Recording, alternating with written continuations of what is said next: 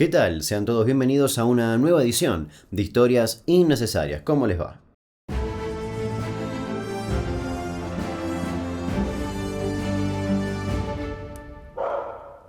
En la edición de hoy vamos a hablar de un caso que me vienen pidiendo hace mucho tiempo. Un caso que estoy seguro te va a hacer acordar a muchos otros ya mencionados en este canal. Y si bien siempre digo que la mayoría de los casos marcaron un antes y un después, porque normalmente lo marcaron, el caso de hoy lo hizo en el sistema penal de Santa Fe, ya que fue uno de los casos que hizo que se deje de utilizar un sistema bastante antiguo. Así que sin dar más vueltas, empecemos con el caso Fraticelli.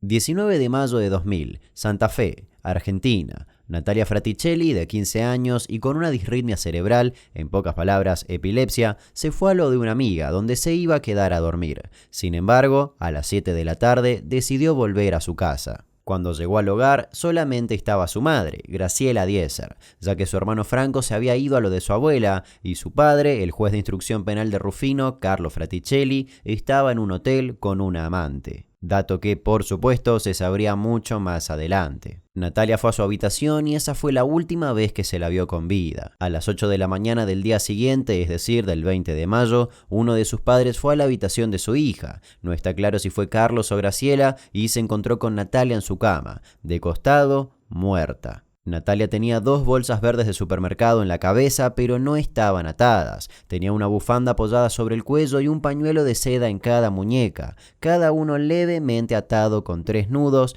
pero sin ejercer presión. Además, había blisters de pastillas, más específicamente de antidepresivos, tirados al lado del cuerpo. Todo parecía indicar que Natalia los había tomado y en total serían de 20 a 25 pastillas. Carlos, al ver toda la escena, llamó rápidamente a un médico forense, que en tan solo 30 minutos llegó a la casa. Ese médico declaró que para él, Natalia ya había muerto varias horas atrás, y si bien todo indicaba que ella había sido estrangulada y que todo se trataba de un crimen, las pastillas no encajaban con esa historia. Por lo tanto, se ordenó hacer una autopsia. Mientras tanto, la noticia salió a la luz, y junto a la noticia, los secretos de la familia también. Hipótesis hubo miles. En primer lugar, tanto Carlos como Graciela decían que todo fue producto de un robo mientras ellos no estaban. Otras personas deslizaban la teoría de que todo fue una venganza contra el juez Fraticelli, ya que estaba investigando a diferentes prostíbulos de Santa Fe. Al mismo tiempo, los rumores de la vida privada de la familia, que el juez tenía un amante, que Graciela salía con un kinesiólogo, que estaba obsesionada con mantenerse delgada y con el qué dirán, y quizás la teoría que más fuerte comenzó a pisar, que la pareja sentía algo de vergüenza por tener una hija con algún problema mental. Lo cierto es que la principal hipótesis, la planteada por Carlos Fraticelli, es decir, la de que todo fue un crimen en el contexto de un robo, no tenía mucha lógica. En primer lugar, porque no había signos de violencia en el cuerpo de Natalia. Es más, según las bolsas o la bufanda, todo parecía indicar que había sido estrangulada, pero su cuello no tenía ni una sola herida, marca o huella. Además, no había rastros de que alguien hubiera ingresado a la casa. Es más, el primer especialista en analizar el cadáver, Ulises Cardoso, dictaminó que todo fue un suicidio por la ingesta de psicofármacos y recalcó lo que dije anteriormente, que no había signos de violencia en el cuerpo. Finalmente llegó el momento de la autopsia, una autopsia realizada en un contexto donde todas las miradas apuntaban a los padres por ser las únicas personas que estaban en la casa cuando Natalia murió o fue asesinada.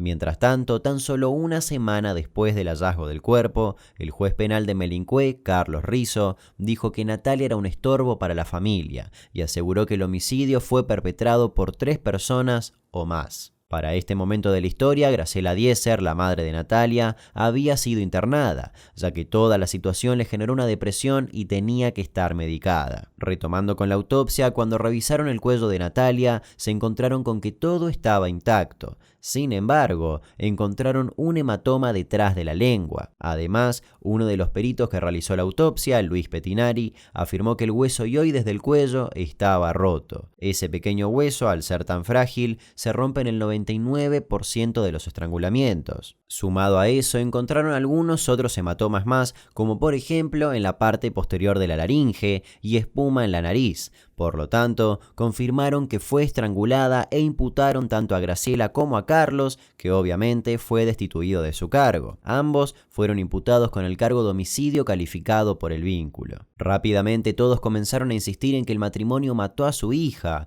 porque ella les imposibilitaba llegar a un estatus social que ellos estaban buscando y porque les avergonzaba. Y me parece importante explicar que la explicación a las pastillas era que en teoría la habían sedado para matarla. En junio de 2000 se hace la primera marcha por la verdad en Rufino, organizada por ex compañeras de Natalia de un taller de peluquería al cual asistía. Fueron unas 200 personas que marcharon en defensa de Carlos, insistiendo en que él era inocente. Mientras tanto, hasta se deslizó la teoría de que la pareja intentó matar a Natalia 4 años atrás, mientras ella estaba en coma. Y después de 2 años de idas y vueltas y de dudas que aún no se resolvían, el 13 de marzo del año 2002, la Fiscalía de Santa Fe pidió la prisión perpetua de Carlos y Graciela. A 22 meses de un caso que conmovió al país, el matrimonio Fraticelli se encuentra contra las cuerdas. Si la justicia de Santa Fe, donde no hay juicio oral, acepta un pedido de la Fiscalía, Graciela Dieser y su esposo, el ex juez Juan Carlos Fraticelli, podrían ser condenados a prisión perpetua. Los dos están detenidos acusados de haber asesinado a Natalia, la hija menor de la pareja. La chica, que estaba a punto de cumplir 16 años, apareció estrangulada en su casa en la madrugada del 20 de mayo del 2000. Primero los padres intentaron simular que alguien había entrado a la casa. Después quedó al descubierto que antes de ser asesinada, Natalia fue dopada con sedantes. Además, el escenario del crimen sufrió alteraciones evidentes. Y finalmente, el 14 de mayo de ese mismo año, el juez Fernando Vidal los condenó. Ambos recibieron la pena de prisión perpetua por el delito de homicidio doblemente calificado por el vínculo y la alevosía. La Corte Suprema de Justicia de Santa Fe confirmó las condenas a reclusión perpetua impuestas al ex juez de Rufino, Carlos Fraticelli, y a su esposa, Graciela Dieser, por el crimen de su hija Natalia, al rechazar un recurso de queja presentado por la defensa del destituido magistrado, según informaron hoy fuentes judiciales. Y si bien sus abogados defensores insistían en que fue un suicidio por ingesta de medicamentos y apelaron la sentencia en todas las instancias, las presentaciones siempre fueron rechazadas. Ellos decían que Natalia estaba deprimida porque el chico que le gustaba la ignoraba y que eso la llevó a tomar los antidepresivos,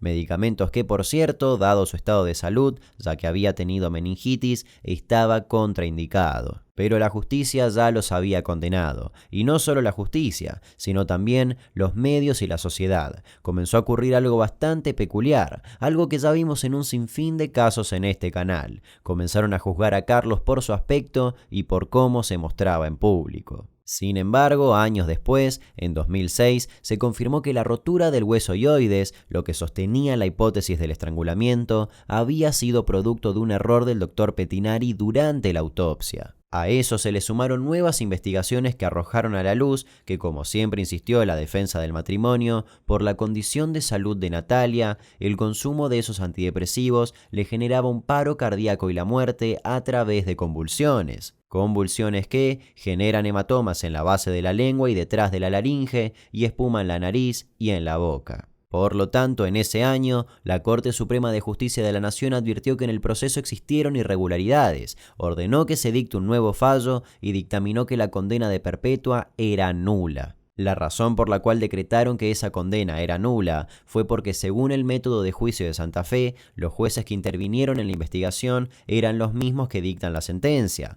Por lo tanto, no había ningún principio de imparcialidad. Todos tenían una opinión formada antes de resolver el crimen. Y por eso en 2006 la pareja salió de la cárcel con libertad condicional. Tanto Carlos como Graciela continuaron su vida por separado. Finalmente, en 2009, fueron absueltos de forma definitiva del caso. Estoy padeciendo una tremenda injusticia.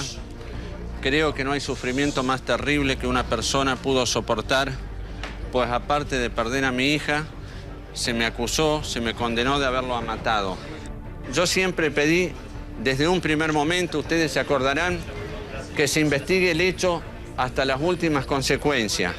Y si hay un culpable, que se pudra en la cárcel por el resto de su vida. Pero en 2012 Graciela fue encontrada muerta en la bañera de su casa. Se había suicidado. Dejó 4 cartas explicando los motivos y en la última de esas cartas decía: Natalia me visita todas las noches, no aguanto más, me siento sola y la extraño, lo hago para estar con ella. La Cámara de Venado Tuerto los absolvió el 9 de noviembre de 2006. Como no encontraron jueces que no hayan opinado o participado en esta investigación, formaron un tribunal de 5 abogados, sí, abogados, no jueces, para que decidan de manera imparcial. 2 votos de esos 5 afirmaron que Natalia se había quitado la vida. Otros 2 sostuvieron la hipótesis del homicidio, aunque sin poder confirmar quién lo cometió, y el 5º se abstuvo de opinar. El 18 de febrero de 2016, la Corte Suprema dejó firme la absolución de Carlos Fraticelli del crimen. El fallo cerró definitivamente el caso y le asignó fuerza de cosa juzgada, es decir,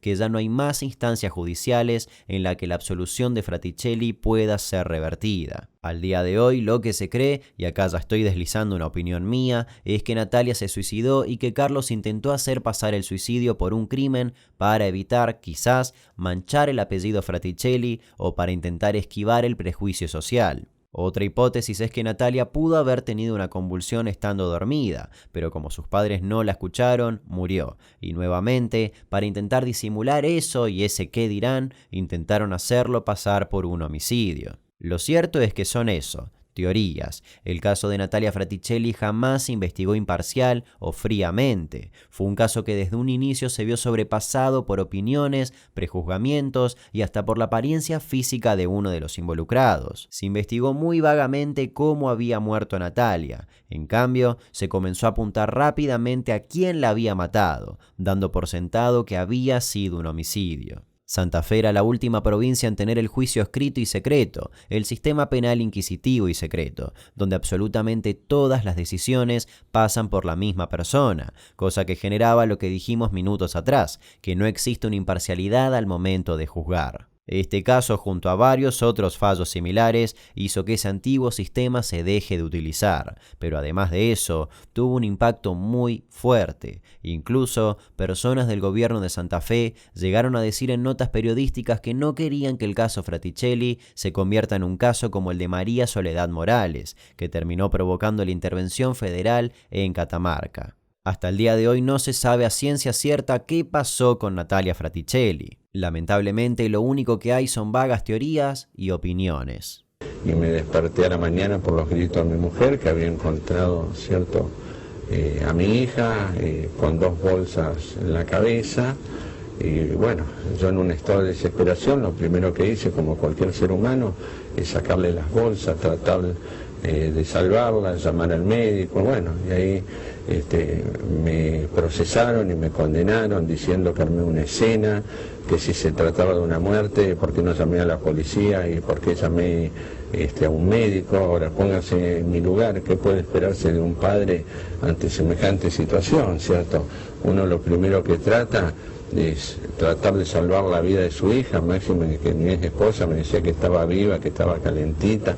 Entonces yo lo que traté de salvarle la vida, o sea, todo el esfuerzo que hice y lo hice de total buena fe.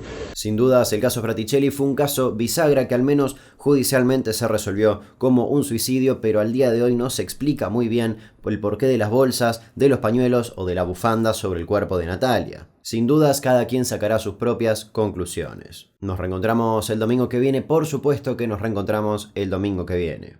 Y desde ya, muchas gracias por el 1.000.000 de suscriptores, muy pronto se viene el especial por ese 1.000.000. Te invito a dejar un like, a dejar un comentario diciendo qué pasó para vos y por qué no a suscribirte a este canal y activar la campanita para recibir una notificación cada vez que subo un nuevo video. Y ahora sí, hasta luego.